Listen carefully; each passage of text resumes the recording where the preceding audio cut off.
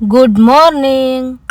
આજે સવારના મારા હાથમાં તલ આવી ગયા. તલને મારે તડકે તપાવવા માટે મૂકવાના હતા અને આ ચાયખાંડના ડબ્બા ભરવાના હતા.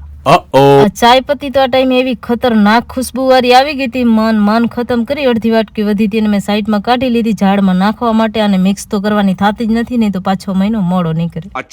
પછી મારે જમવાનું બનાવવાનું હતો. જમીને થોડીક વાર સુઈ જવાનો હતો અને ઉઠીને પાછા આ તલ યાદ આવ્યા. તલ તડકેથી લઈ લેવાના હતા અને નાસ્તા માટે આજે પાણીપુરી બનાવી હતી. મારે પાણીપુરી ખાવાની હતી 180 વાળી સ્પીડમાં.